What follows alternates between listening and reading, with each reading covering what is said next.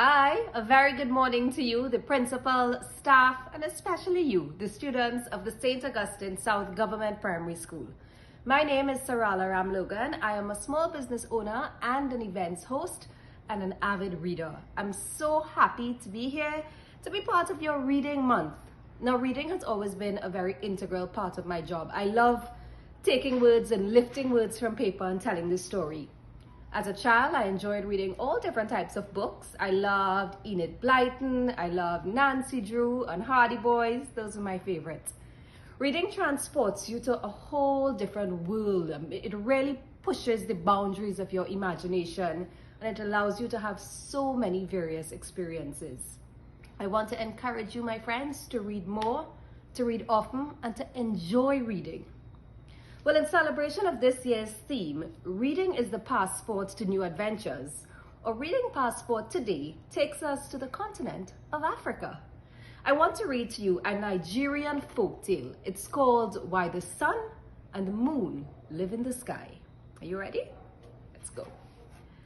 So many years, the sun and water were great friends. They both lived on the earth together. The sun often used to visit the water, but the water never returned the visits. At last, the sun asked the water why he never visited.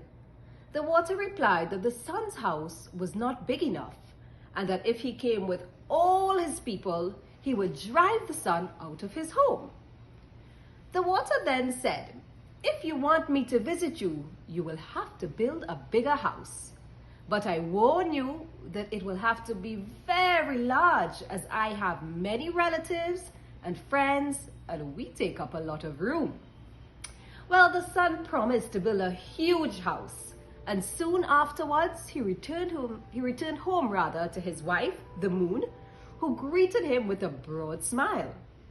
The sun told the moon what he had promised the water, and the next day, well, they began building a large house to entertain the water and all his family and friends.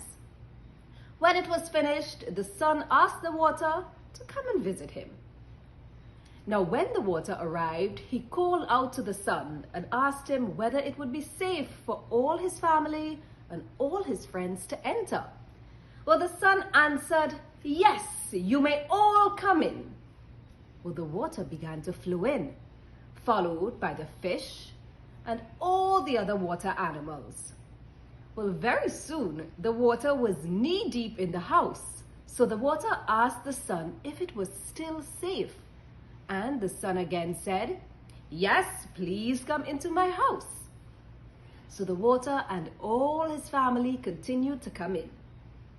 When the water was at the level of a man's head, the water said to the sun, "Do you still want more of my people to come?"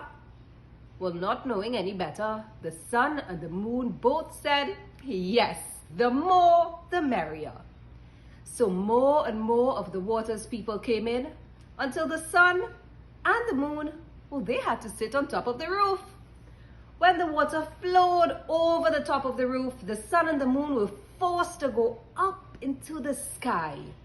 And there they have been ever since. I hope you enjoyed that story, and every time you look up and you see the sun and the moon, I hope you remember how they got there. Thank you so much for listening, and I'm wishing you a great day and wishing you lots and lots of stories. May your imagination be filled and may you go on tremendous adventures.